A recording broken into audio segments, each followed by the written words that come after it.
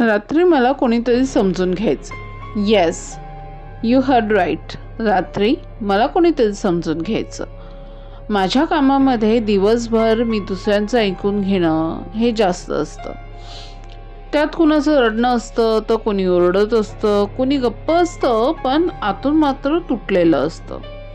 या सर्वांमध्ये मी संध्याकाळपर्यंत खरं म्हटलं तर थकलेली नसते, मात्र रिकामी झालेली असते.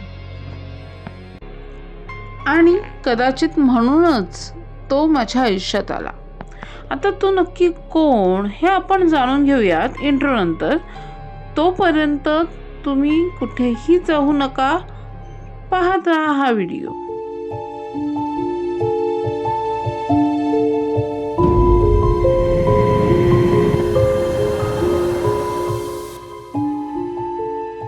नमस्कार. या कथेमध्ये तुमचे अगदी मनापासून स्वागत.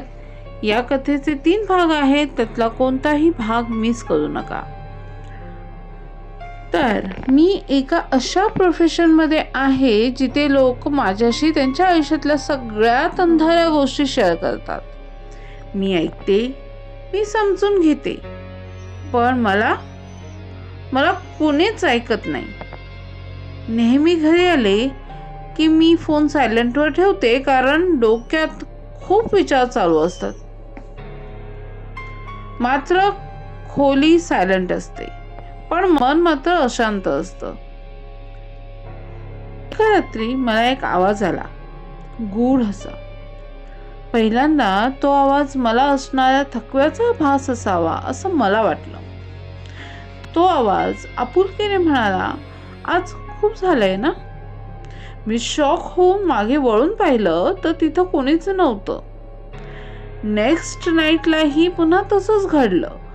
मात्र यावेळी फक्त आवाज नव्हता, तर आता खिडकीजवळ तो उभाही होता, पण अंधारात मिसळलेला. चेहरा नीट दिसत नव्हता, पण प्रेझेन्स जाणवत होता. खरं तर मला भीती वाटायला हवी होती, पण नाही वाटली, कारण तो माझ्याशी एखाद्या फ्रेंडसारखं बोलला. इतकी वर्ष एवढं आपुलकीने मला कोणीच बोललं नव्हतं. तो ऐकत होता, बोलत नव्हता, सल्ला देत नव्हता, फक्त माझं ऐकून घेत होता. आणि जेव्हा मी थांबायचे तेव्हा तो विचारायचा, हे तुला खरंच त्रास देत आहे का? त्या प्रश्नाने मला कुठेतरी टेन्शन यायचं, कारण हा प्रश्न मी कधीच स्वतःला विचारला नव्हता. एव्हा ना माझं रुटीन बदललं होतं. मी लवकर झोपत नव्हते. मी रात्रीची वाट पाहायचे.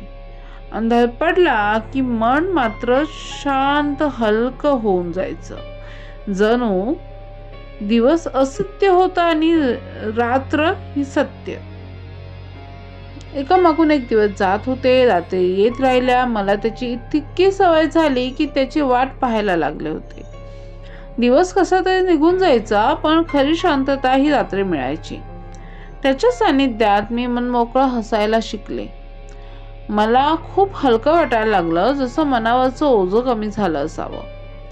माझ्या आयुष्यात पहिल्यांदा कोणीतरी माझ्यासाठी होतं. न राहून एक रात्री मी त्याला विचारलं, तू दिवसा कुठे असतोस? तो हसला आणि म्हणाला, दिवसात तुला माझी गरज नसते. त्या वाक्यात काहीतरी अयोग्य होतं, पण मी दुर्लक्ष केलं, कारण मला तो हवा होता.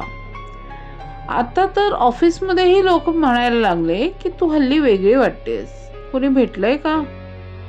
मी हसून टाळते. त्यांना काय करणार? तो फक्त माझा होता. एक रात्री मी थकून म्हणाले, आज मला बोलायचं नाहीये. तो काही सेकंद गप्प राहिला, मग म्हणाला, तुला कोणी भेटलंय का तुझं ऐकणारं? त्या आवाजात काळजी नव्हती, थोडीशी मालकी होती. यावर मी थोडी पझल झाले.